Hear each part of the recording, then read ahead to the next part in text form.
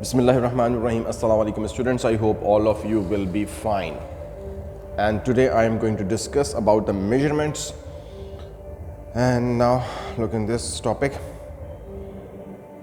You can see, first of all, in the measurement you will study about the measurement of the length, measurement of the volume, measurement of the distance, measurement of the density, measurement of the mass, measurement of the weight.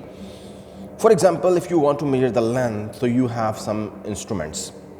जैसे for example आपके पास scale है, metre rule है, ट्रेंडल wheel है. You can C ट्रेंडल wheel आपके पास use किया जाता है बहुत ज़्यादा मीटर्स अगर आपने मेजर करने हो, सेवरल मीटर्स मेजर करने हो तो ट्रेंडल व्हील. अगर आपने लेंथ 1 मीटर तक मेजर करनी है तो मीटर रूल. और अगर आपके पास मेजरिंग टेप भी यूज़ किया जाता है अगर आपके पास लेंथ जो है वो कई मीटर से ज़्यादा हो, सेवरल मीटर्स हो, तो you will use the meter rule.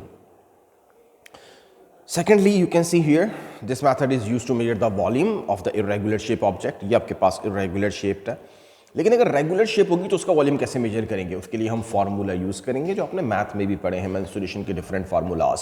वो रेगुलर शेप के लिए आप अप्लाई करते हैं, लेकिन जब इरेगुलर शेप होती है तो उसके लिए फिर आप जो यूज़ करते हैं वो डिस्प्लेसमेंट मैथड. डिस्प्लेसमेंट मैथड बहुत सिंपल है. ये वॉल्यूम आप यहाँ पे नोट कर सकते हैं. लेट्स सपोज 24 सेंटीमीटर क्यूब है, उसमें आपने स्टोन ऐड किया, वॉल्यूम इंक्रीज़ हो गया, इंक्रीज़ होकर आपके पास 31 सेंटीमीटर क्यूब तक हो चुका है. और आपने वॉल्यूम चेक करने के लिए हमेशा लोअर मिनिस्कस देखनी होती है, कभी भी अपर मिनिस्कस नहीं ऑब्जर्व करनी होगी. You will check always lower meniscus. Lower meniscus means यहाँ पे देख सकते हैं, थोड़ा सा मैं इसको जूम इन करता हूँ तो यहाँ पे आपको नजर आएगी ये वाला जो पार्ट है, ये इसको देखें तो ये आपकी लोअर मिनिस्कस है. Is it clear? तो आपने लोअर मिनिस्कस देखनी है, अपर मिनिस्कस को नोटिस नहीं करना. इसके अलावा कोई एयर बबल्स नहीं होने चाहिए. अगर एयर बबल्स हैं तो आप उसको डिस्टर्ब करें ताकि एयर बबल्स वहाँ से रिमूव हो सकें.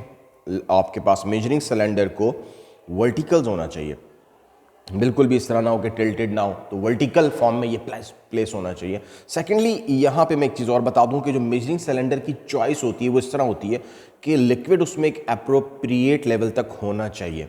अब इतना बड़ा मेजरिंग सिलेंडर आप ना कंसीडर करें कि पता चले उसके अंदर जो लिक्विड है वो आपने जो यूज़ किया वो बहुत ही बॉटम तक चला गया है और बहुत ही कम लिक्विड है कि आप उसमें कोई चीज़ डाल रहे हैं तो वो डिप ही नहीं हो रही. You got my point?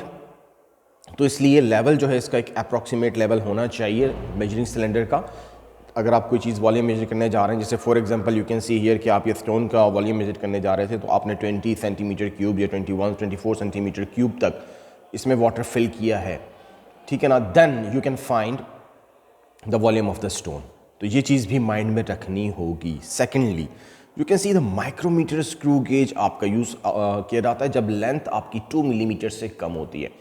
जब लेंथ 2 मिलीमीटर से कम हो तो फिर हमारी प्रेफरेंस होती है माइक्रोमीटर. प्रेफरेंस वाइज अगर मैं आपके साथ एक चीज़ शेयर कर दूं तो अभी एक टेबल आएगा आगे जिसमें मैं आपके साथ शेयर कर दूंगा कि कितनी प्रेफरेंस पे कौन सा इंस्ट्रूमेंट आप चूज़ करेंगे.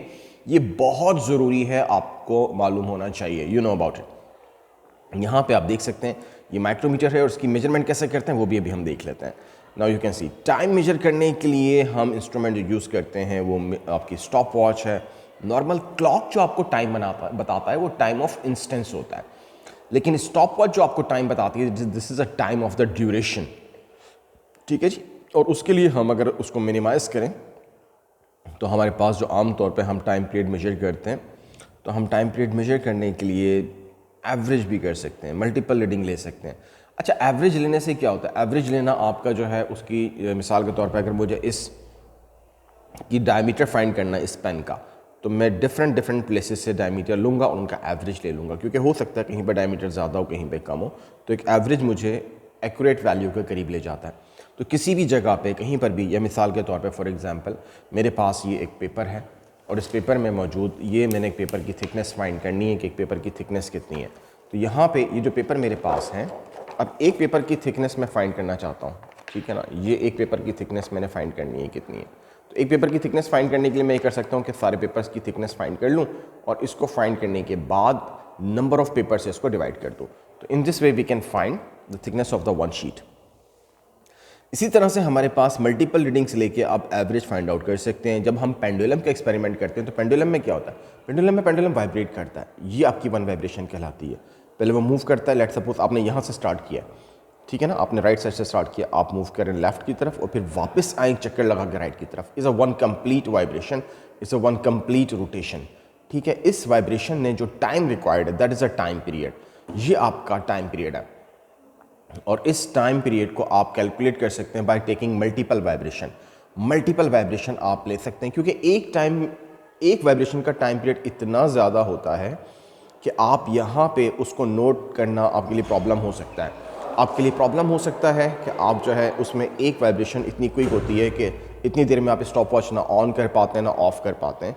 तो इसका सोल्यूशन ये है कि आप मल्टीपल वाइब्रेशन का टाइम ले लें। आप 20 वाइब्रेशंस का टाइम ले लें, 1 2 3 4, फिर आप स्टॉप वॉच ऑन करके उसको ऑफ करें और 20 वाइब्रेशन का जो टाइम आपने नोट किया है, लेट्स सपोज वो 20 वाइब्रेशन का जो टाइम आया है वो आपके पास आया है 40 seconds, is not the time of the one vibration, it is the time of the 20 vibration. तो एक वाइब्रेशन का टाइम क्या होगा, आप उसको टाइम को 20 से डिवाइड कर दें, यानी कि नंबर ऑफ वाइब्रेशन से आप उसको डिवाइड कर दें, then you can find the 2 second is the time for the one vibration. I hope this one will be clear to you. कैसे स्पीड फाइंड करनी है आपने, तो डिस्टेंस ओवर टाइम, ये फार्मूला आप बहुत पहले से सुनते आए हैं, लेकिन ये कब यूज़ किया जाता है, जब कोई ऑब्जेक्ट कांस्टेंट स्पीड से मूव करा, ठीक है ना। सॉरी, अगर आपने एवरेज स्पीड फाइंड करनी है तो एवरेज स्पीड फाइंड करने के लिए भी आप क्या कर सकते हैं, टोटल डिस्टेंस जो कवर हुआ है और टोटल टाइम कितना उसने टाइम लिया है, उन दोनों को आप डिवाइड करेंगे, then you can find how much is average speed. ये बेसिकली ट्राइंगल है, इस पर अगर फिंगर रखते हैं आप डिस्टेंस पे, तो distance is equal to speed into time, speed is equal to distance over time. लेकिन अब आप इस लेवल पे हैं कि आपको सब्जेक्ट बनाना आना चाहिए, ठीक है। तो गाइज ये आपके पास कुछ चीज़ें हैं। वेलोसिटी के बारे में अगर हम बात करें तो velocity is displacement over time, मतलब डिस्टेंस क्या है, अगर पर्टिकुलर डायरेक्शन में कवर हो तो उसको हम डिस्प्लेसमेंट कहते हैं। और ये डिस्प्लेसमेंट जो पर्टिकुलर डायरेक्शन में कवर होता है विद रिस्पेक्ट टू टाइम, इसको अगर आप टाइम से डिवाइड करते हैं then you can measure the velocity. I hope this one will be clear to you. Acceleration find करने का फार्मूला आपके सामने है, change in the velocity divide by time. Change in velocity कैसे, final velocity minus initial velocity divide by time. ये आप इस फार्मूले को यूज़ करते हुए चेंज फाइंड आउट कर सकते हैं, ठीक है। I hope. और वही बात की ट्राइंगल इन्होंने शो किया कि भाई आप फिंगर रख दें इस पर तो आपके पास ये, लेकिन अब ये मेथड आपका बच्चों वाला, अब आपको उसी एक्सेलरेशन फार्मूले से फाइंड करना आना चाहिए। लेकिन एक बात याद रखिएगा, यहाँ पर इस फार्मूले में आपके पास जो फाइनल वेलोसिटी है v, इनिशियल वेलोसिटी है u, टाइम है t, जब भी कोई ऑब्जेक्ट रेस्ट से स्टार्ट होता है तो उसकी जो इनिशियल वेलोसिटी होती है, तो इनिशियल वेलोसिटी हमेशा आपकी ज़ीरो होती है। और अगर कोई ऑब्जेक्ट ब्रेक्स अप्लाई करता है तो ब्रेक्स अप्लाई करने पर आपके पास जो वेलोसिटी होती है वो फिर ज़ीरो हो जाती है। लेट्स सपोज, इट डिपेंड करता है सिचुएशन क्या है। आपके पास एक कार स्टार्ट होती है रेस्ट से, और रेस्ट से स्टार्ट होकर उसकी वेलोसिटी इंक्रीज हो रही है 10 meter per second. So now you are and it's take the time 2 seconds, 2 seconds इसमें लगें। तो आपने क्या किया, आपने चेंज फाइंड करने के लिए acceleration is equal to v minus u over t, यही फार्मूला आपने यूज़ किया, 10 माइनस 0 डिवाइडेड बाई 2। तो answer is how much, 5 meter per second square. ये आपके पास पॉजिटिव आ रहा है। क्यों पॉजिटिव आ रहा है, इसलिए कि आप देख रहे हैं वेलोसिटी में इंक्रीज आ रहा है।